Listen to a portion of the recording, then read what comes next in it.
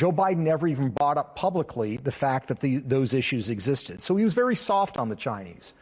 Curiously, 10 days after they come back from that trip, Hunter Biden's boutique investment firm, Rosemont Seneca Partners, inks a $1 billion, with a B, deal with the Chinese government. Not a Chinese bank in the country, the Chinese government. And they create something called Bohai Harvest, RST. And this is basically the Chinese government putting $1 billion in, then it's expanded to $1.5 billion. And what they're going to do is they're going to invest in assets in the United States and elsewhere, and Hunter Biden's going to help them do it. Now, to put this into context, Mark, this little boutique firm that Hunter Biden has, Rosemont Seneca Partners, he has no background in private equity, he has no background in China, gets a deal that's part of the Shanghai Free Trade Zone that no other investment bank has. Not Goldman Sachs, not Deutsche Bank, none of them do. They're going to get Chinese government money in the Shanghai Free Trade Zone, and they're going to invest in the United States and elsewhere. And what they end up doing, Mark, is buying companies. Let me stop you right there. Yeah. So they don't need this little boutique firm to invest $1.5 billion. No. But it's better if they can wash it through Hunter Biden's company. Right. 10 days after the vice president was in China on official business with his son trotting along on Air Force Two. Right. Okay. Exactly. And they also need Hunter Biden's help, though, because the investments they make in this company, Bohai Harvest, RST. Now, remember, Hunter Biden's on the board of directors of this financial firm, and his business partner, Devin Archer, is on the investment committee. They start buying assets in the United States that are dual-use technologies. Dual use. Civilian and military. Correct, exactly. So it has military implications. They buy this precision tool company, creates anti-vibration technologies called Henniges in Michigan. That transaction is required approval by CFIUS.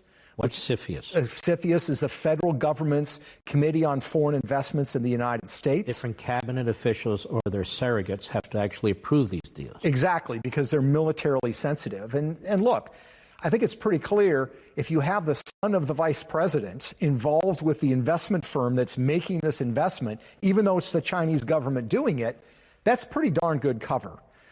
There's another investment they make in China General Nuclear, CGN, which is a company based in Hong Kong. They become shareholders in this. Again, the son of the vice president's on the board of directors of this company.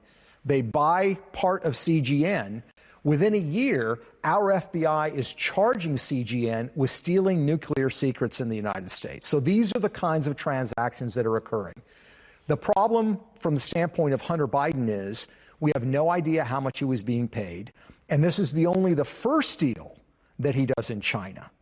There's another one called Rosemont Realty, which is a real estate firm. Hunter Biden is a co-founder of this real estate firm. A Chinese company called Gemini Investments, which is linked to Costco, which is a famous Chinese company tied to the Chinese military. Gemini comes in and buys 75% of Rosemont Realty in 2015. So Hunter Biden is doing deals in Ukraine. He's also doing deals in China. But he's awash in Chinese money. Yes. And he is, you're right, he's kind of in part the front man to open the door. Well, that's Hunter Biden. Correct. And I guess my question to you is this. Has a single committee in Congress looked into this? No. Senate Republicans? No. Gerald Nadler? No. Has CNN done a report on this? No. MSNBC? No. Anybody talking to you about this in the mainstream so-called media? We had a reporter from the Wall Street Journal that, when the book came out, ran a story, talked about the implications, the bipartisan nature of this story. That's it. And that's been it. No other interest. And again, I think the problem here is China is viewed as a place on the globe where you can go make a lot of money if you are politically connected. And the Obama administration's policies towards China? Very passive. Very passive, became very soft. And Joe Biden, who was once very hawkish on China, on human rights, South China Sea, Taiwan, has become very soft. In fact, in recent months on the campaign, he's poo-pooed the fact that China represents any kind of threat, political or otherwise, to the United States. Even though our own defense establishment says they are the greatest threat facing the United States of America, and we better wake up to it. That's exactly right. The Pentagon expects that by 2030, the Chinese will surpass the United States Navy as the most powerful Navy in the world. Now, according to the Democrats, we better not investigate this, because to do so is political. Right. And that's an impeachable offense against Trump. Right. More when I return. And that's your basic three-point turn. A couple loose ends here. Hunter Biden's doing a lot of foreign business, making a hell of a lot of money. Do you know if he was registered as a foreign agent with the Department of Justice? No, he never registered. He never registered. No. You know, in recent months, we've seen people prosecuted on this issue. Greg Craig, even though he was found innocent. Manafort, one of the charges against him. Why is nobody prosecuting Hunter Biden, at least on that violation? Yeah, this is one of the mysteries, and the reason that I've called for an investigation by the Department of Justice to look into these transactions and these dealings, and also for the Senate to have him and Joe Biden come to testify.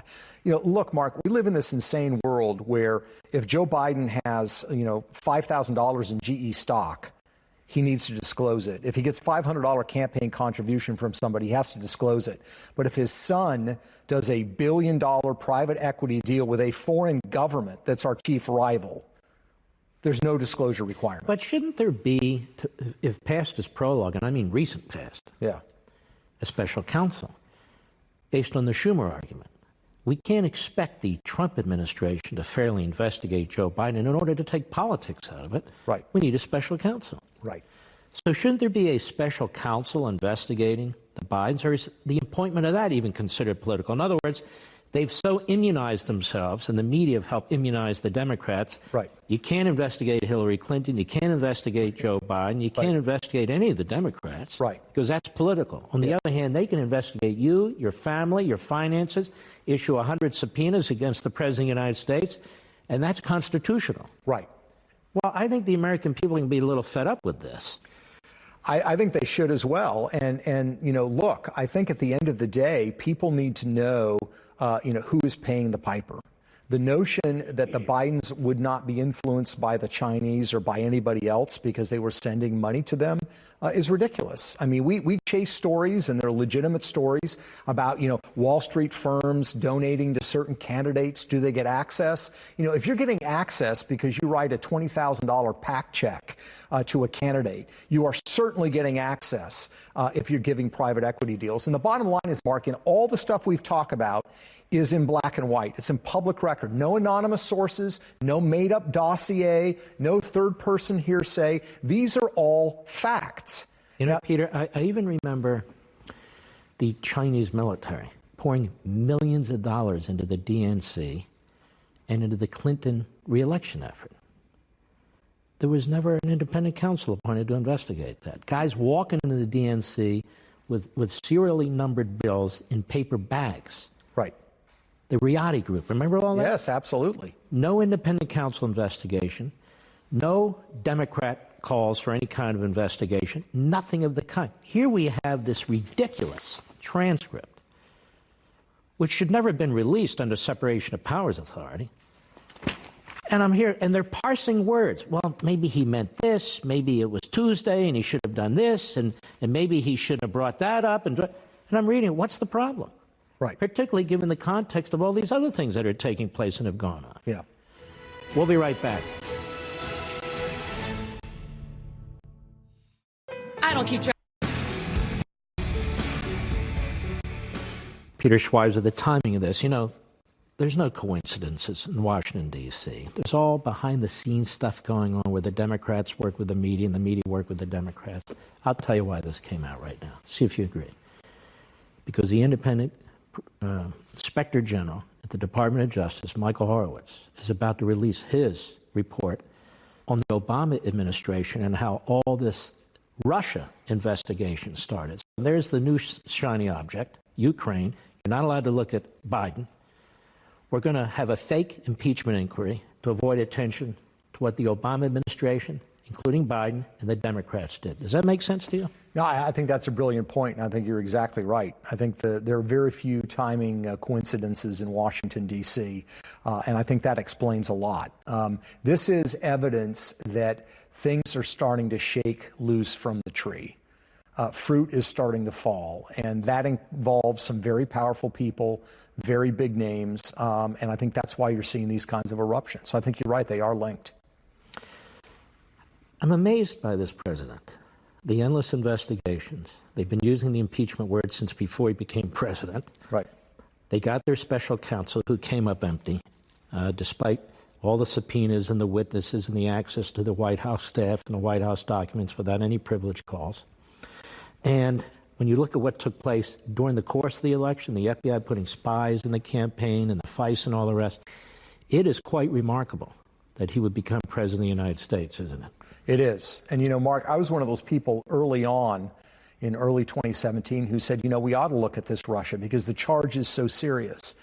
What's happened with this sort of, you know, these fake allegations is they've severely damaged very important institutions by doing this. The FBI will not be viewed the same as it was prior to this investigation. It's a tragedy. I want to thank you for what you've done, the book you've written, for coming on the program. Keep at it. The truth shall set us free. Amen. Thank you, sir. Thank you, Mark. And we'll see you next time on Life, Liberty, and Levin.